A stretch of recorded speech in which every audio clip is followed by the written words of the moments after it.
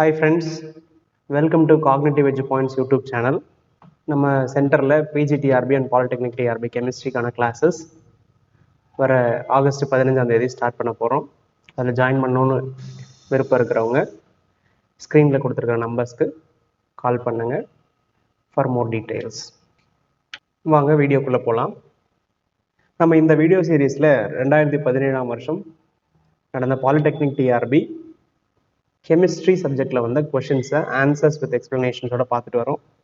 அந்த சீரீஸில் இன்றைக்கி நம்ம பார்க்க போகிறது unit 11. Unit 11 comprises of group theory and spectroscopy. ஏற்கனவே சொன்ன மாதிரி நம்ம இன்ஆர்கானிக்லையும் ஆர்கானிக்லையும் இருக்கிற ஸ்பெக்ட்ராஸ்கோப்பியும் இதில் சேர்த்து எல்லா ஸ்பெக்ட்ராஸ்கோபி கொஷின்ஸையும் குரூப் தியரி கொஷின்ஸையும் இந்த யூனிட்டில் தான் பார்க்க போகிறோம். அதனால் இந்த யூனிட்டில் கொஷின் ஷேர் கொஞ்சம் அதிகமாக இருக்கும். Syllabus for unit 11 first part வந்து குரூப் தியரி, அதனுடைய fundamental symmetry elements and applications of group theory. Second பார்ட்டில் rotational spectra, vibrational spectra and ultraviolet spectra, NMR and ESR, இது எல்லாமே சிலபஸில் இருக்குது. அகெயின் இதுவும் கொஞ்சம் பெரிய சாப்டர், ப்ளஸ் அந்த சாப்டர்ஸ்லேயும் ரிப்பீட் ஆகிறதுனால கொஷின் ஷேர்ஸ் யூஸ்ஃபுல்லாகவே அதிகமாக இருக்கும். இப்போ கொஷின்ஸை பார்க்கலாம். First question from this unit from group theory. இது assertion reason type. So assertion, the identity element present in all molecules, the hyphen இது வந்து doing nothing, அதாவது identity element does nothing. அதுக்கான ரீசனாக கொஸ்டினில் கொடுத்துருக்கிறது the rotation through an angle of 360 divided by n degree about an axis followed by reflection about a plane perpendicular to that axis is called improper axis. இதில் வந்து எது சரியாக இருந்தால் reason கரெக்டாக நம்ம செக் பண்ணணும். இப்போ ரெண்டுமே கொடுத்துருக்கிறது என்னென்னா ஐடென்டிட்டி எலமெண்ட்டுடைய ஆப்ரேஷனையும் கொடுத்துருக்காங்க, இம்ப்ராப்பர் ஆக்சிஸோட எக்ஸ்பிளனேஷனையும் கொடுத்துருக்காங்க. ரெண்டுத்துடைய டெஃபினிஷன்ஸ் தான் இருக்கே தவிர it is not explanation for each. அப்போ அசர்ஷன் ரீசன் ரெண்டுமே correct, but reason is not the correct explanation of assertion. இப்போ கரெக்ட் ஆன்சர் வந்து B. Both A and R are true, but R is not the correct explanation of A, because அது individual definitions, not the explanation for each other. So correct answer is B. Next question, again இதுவும் group theory ல வந்தது. Reducible representation of C3V point group, character table கொடுத்திருக்காங்க. Again reducible representation கொடுத்திருக்காங்க. So R எத்தனை individual irreps வரும் அப்படின்றத நம்ம கண்டுபிடிக்கணும். So this can be done using standard reduction formula. Reduction formulaக்கு நிறைய மெத்தட் இருக்கும், கொஞ்சம் ஈஸியா இருக்கிறதுனால இந்த ஃபார்முலாவை நம்ம எடுத்திருக்கோம். So number of irreps of given type equals 1 by order summation of number of operations in the class. அதாவது இந்த கிளாஸ்ல எத்தனை ஆப்ரேஷன்ஸ் இருக்கு, character of the reducible representation. So E க்கு corresponding character of the reducible representation, character of the irreducible representation. So A1 க்கு calculate பண்ணோம்னா இதுதான் அதனுடைய character of irreducible representation. So when we substitute and then calculate, ஒவ்வொன்றுக்கும் கண்டுபிடிக்கணும். For A1 1/6, ஏன்னா C3V point group ஓட order வந்து 6 and number of operations of that class E க்கு தான் first calculate பண்ண போறோம் 1, and number character for reducible representation 4, and character of irreducible representation A1 க்கு calculate பண்ணனால இங்க 1. so இதே மாதிரி C2 க்கு C3 க்கு so 2 இருக்கு, so 2 from irrep 1, இதுல இருந்து 1. so again same way 3 sigma v's இருக்கு, 3 எடுத்துக்கிறோம், இங்க 0 and then 1. so எல்லாத்தையும் சப்ஸ்டிட்யூட் பண்ணி கால்குலேட் பண்ணோம்னா 4 plus 2 6, 6/6 1, அதுதான் A1 ஓட வேல்யூ. இதே போல A2 E க்கும் கால்குலேட் பண்ணீங்கன்னா we will get the answers of 1. so 1 A1 1 A2 1 E, அதுதான் கரெக்ட் ஆன்சர். அப்படி இருக்கிற option A. so correct answer is A. so use the standard reduction formula. நீங்க ஒவ்வொன்றையும் சப்ஸ்டிட்யூட் பண்ணி கண்டுபிடிக்கணும். யூஸ்வலாக என்ன பண்ணுவாங்கன்னா C3 ரெப்ரசன்டேஷன் மெமரி பேஸ்டு பண்ணுறவங்க இந்த ஆப்ஷனை செலக்ட் பண்ணிடுவாங்க. So that is wrong. நம்ம இங்கே ஆர்ஆர் பொறுத்த வரைக்கும் மாறி இருக்கு. ஸோ A1 A2 ரெண்டுமே வரும். அதனால என்ன செய்யணும்னா யூ ஹேவ் டு அப்ளை இந்த standard reduction formula and then calculate. இப்போ இந்த கொஸ்டினுக்கான correct answer A. Next question, இதுக்கப்புறம் வர கொஸ்டின்ஸ் எல்லாமே ஸ்பெக்ட்ராஸ்கோப்பிலேருந்து வந்திருக்கு. 2 கொஸ்டின்ஸ் தான் குரூப் தெரிஞ்சுக்கிட்டு இருந்தாங்க. ஸோ ஃபர்ஸ்ட் கொஸ்டின் இந்த spectroscopy, rotational spectra are studied in 4 option கொடுத்திருக்காங்க. visible region, UV region, microwave region and none of these. ஈஸியான question. rotational spectra is studied in microwave region. Visible UV-லையும் electronic spectroscopy is studied. அப்போ correct answer வந்து microwave region, option C. Next question, the moment of inertia of two isotopic molecules, carbon 12 carbon labeled isotope உடையும் கேட்டிருக்காங்க relation. The moment of inertia of two isotopic molecules 12CO and star CO are related to the reduced masses according to the formula. So இதுக்காக நம்ம தெரிஞ்சுக்க வேண்டியது moment of inertia ஆன formula தெரிஞ்சிருக்கணும். Moment of inertia is equal to reduced mass multiplied by bond length, distance between the two atoms squared. 12 isotope we can take 1 or 2. Again another labeled one க்கு 2 எடுத்துக்கலாம். If we take I2 divided by I1, ரெண்டுமே direct relationship, R cancel ஆயிடும். Thus the result will be I2 divided by I1 will be equal to mu2 divided by mu1. ஏன்னா ரெண்டுமே direct relationshipல இருக்கு. equation ரெண்டு equationக்கு 1 2 எழுதிட்டு 1 divided by 2 போட்டோம்னா we'll get the answer. Simple. So we need to know the moment of inertia formula. மற்ற எதுவுமே சிரமப்பட்டு படிக்க வேண்டிய அவசியம் இல்லை. So correct answer for this question is A. Next question, IR spectroscopy வந்திருக்கிறது. The compound with molecular formula C5H8 shows IR bands at 3300 cm inverse and 2110 cm inverse. So இந்த மாதிரியான questions answer பண்றதுக்கு நீங்க minimum சில fundamental functional groups உடைய stretching frequencies தெரிஞ்சு வச்சிருக்கணும். அது வந்து அழகா நிறைய புக்ஸ்ல டேபிள் மாதிரி கொடுத்துருக்காங்க. So we have taken from Pavia book, டேபிள்ல இருக்கு. ஸோ இந்த மாதிரி 3300 வரணும்னா it should be a terminal alkyne CH. alkyne CH தான் 3300 சென்டிமீட்டர்ல உங்களுக்கு பீக் கிடைக்கும். Again CC triple bond stretching will be in the region of 110 centimeter inverse. அப்போ ரெண்டு கண்டிஷனும் மேட்ச் ஆகிறது. டெர்மினல் அல்கைன் பிளஸ் ஹெச் இருக்கிறது ஒரே. அல்கைன் எந்த குரூப் இந்த காம்பவுண்ட்ல இருக்கு, பட் CH alkyne CH வந்து நமக்கு இங்க தான் இருக்கு டெர்மினல். தட் அப்ப அந்த ஆப்ஷன் மேட்ச் ஆகிறது ஆப்ஷன் A. 1 2 3 4 5 அப்ப pentyne. அதுதான் correct answer A. What you have to remember is terminal alkyne. இது ரெண்டும் கரஸ்பாண்டிங்ல வந்தா terminal alkyne. A saturated open chain compound C3H8O shows IR band at 2950 cm inverse but none near 3300 cm and 12720 cm inverse.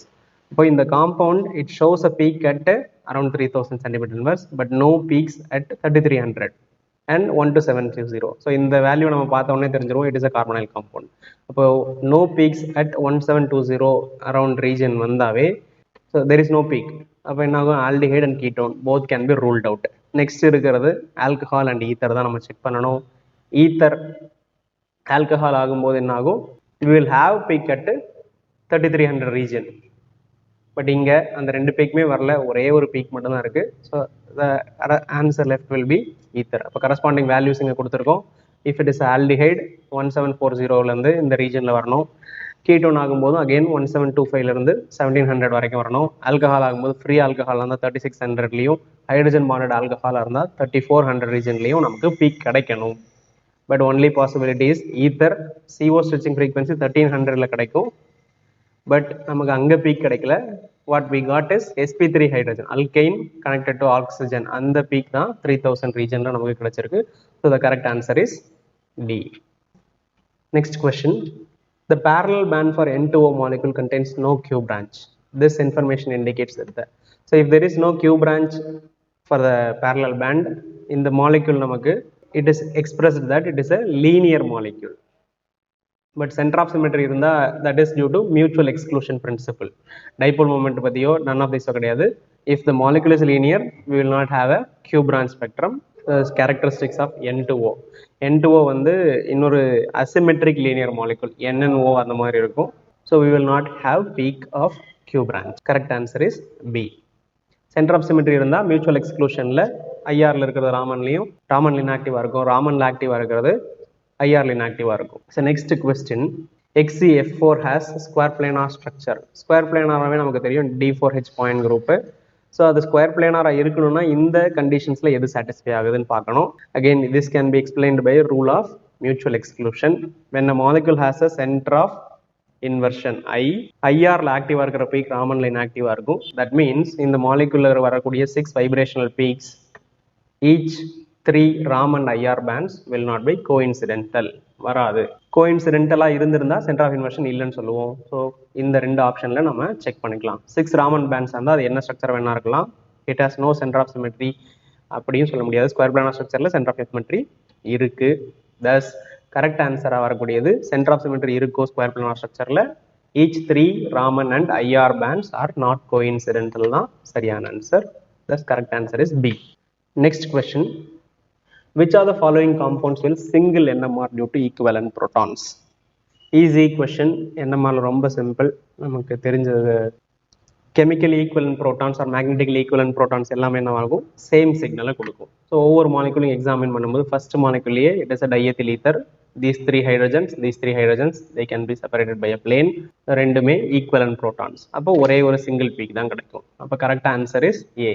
If you want to examine the other molecules also, இங்க எந்த symmetry இல்ல. so we will get one signal for this and another 3 signals கிடைக்கும்.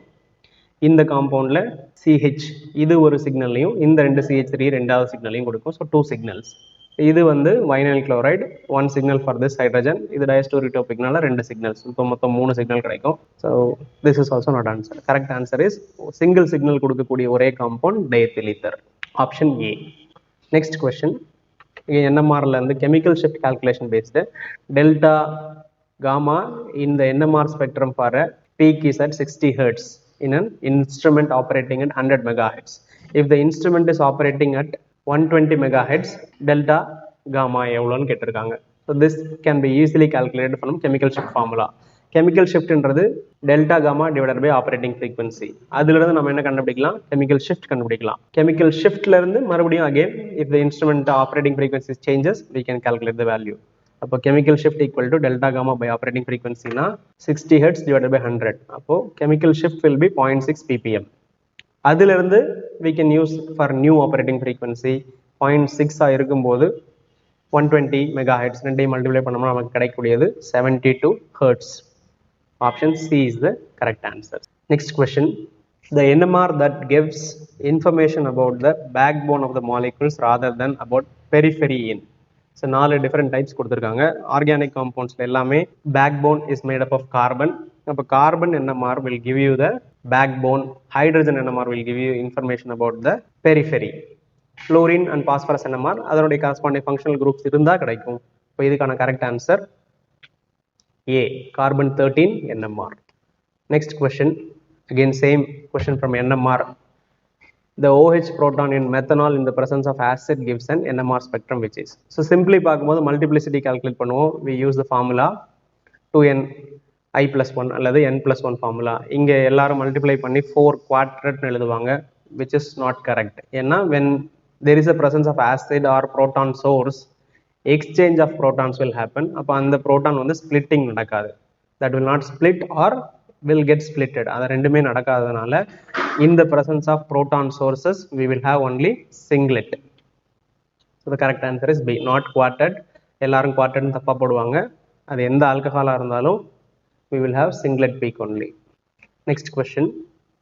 Methyl radical gives to an ISR spectrum corresponding to methyl radical kana. இப்போ radical ஆகும்போது ஒரு தனி electron we will get one signal. Again we have a 3 protons 2ni plus 1 formula. Hydrogen உடைய I value half, n plus 1 formula தான். So 3 we have here, 3 plus 1 4 peaks நமக்கு கிடைக்கும். 4 peaks கான signal intensity ratio 1:3:1. So correct answer is A. So formula எப்போ hydrogen வந்தாலும் we need to use 2ni plus 1 or n plus 1. ஏன்னா ஹைட்ரஜனோட I value half. Next question, again similar. ESR spectrum of 1,4-benzosemiquinone radical anion gives. The structure of the benzosemiquinone structure இதுதான். 4 hydrogen இருக்கும், 2 radical. அதனுடைய ஸ்பீக்கை நம்ம check பண்ணணும். So single ரேடிக்கல்னால ஒரு electron ஒரு பீக்கை கொடுக்கும். We have 4 equivalent protons that will split the single signal into 5 peaks. அப்போ total lines n plus 1 4 plus 1 is equal to 5. So 5 lines கிடைக்கும். Correct answer is D. Next question. MOCN8 3- when enriched with C13 gives to ESR lines. எத்தனை ESR line கிடைக்கும்னு கேட்குறாங்க. Again same formula we have to use the splitting pattern. MO அப்படின்னும் போது அதனுடைய சார்ஜை calculate பண்ணுங்க. we have 3 minus here. இங்க cyanide 8 முறை இருக்கு. ஸோ அதை சார்ஜ் கால்குலேட் பண்ணோம்னா மாலிப்டினத்துக்கு நமக்கு என்ன சார்ஜ் கிடைக்கும்னா ஒரே ஒரு தனி எலக்ட்ரான் மட்டும்தான் கிடைக்கும். So single signal. when we enrich it with C13, 13 உடைய spin value half, 2ni plus 1ல substitute பண்ணணும். So 8 plus 1 is equal to 9. So total 9 signals நமக்கு கிடைக்கும். If it is not enriched with C13, we will have only single signal. So C13 enrichment splits the signal. ஏன்னா 13C half spin value வரும். So correct answer is B. So with this நமக்கு unit 11ல இருந்து வந்த questions எல்லாத்தையும் நம்ம discuss பண்ணியிருக்கோம். ஏற்கனவே சொன்ன மாதிரி PSR அண்ட் NMR ஸ்பெக்ட்ராஸ்கோபி ரெண்டுத்துல இருந்தும் அதிக கொஸ்டின்ஸ் இருக்கு. காரணம் they are in multiple units. அந்த பார்ட்ல இருந்து சிம்பிள் கொஸ்டின் தான் கேட்குறாங்க. அப்புறம் நிறைய கொஸ்டின்ஸ் பூரி சர்மா புக்ல இருக்கக்கூடிய ஸ்பெக்ட்ராஸ்கோபி டீடைல்ஸ்ல இருந்தே கொடுத்துருக்காங்க. அதையும் படிக்கலாம்.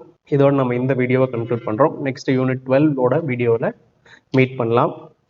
So Puri Sharma books, basic spectroscopy books or instrumental methods of chemical analysis H-cover bookலாம் வாங்கணும்னா we have given the link in the description. அதை பயன்படுத்தி வாங்கிக்கோங்க. Thank you for watching the video. உங்களுக்கு வீடியோ பிடிச்சிருந்தா லைக் பண்ணுங்க. சந்தேகங்கள் ஏதாவது இருந்தால் கமெண்ட் பண்ணுங்க. மறக்காம சேனலுக்கு சப்ஸ்கிரைப் பண்ணுங்க. உங்கள் ஃப்ரெண்ட்ஸ் எல்லாருக்கும் ஷேர் பண்ணுங்க. Thank you once again.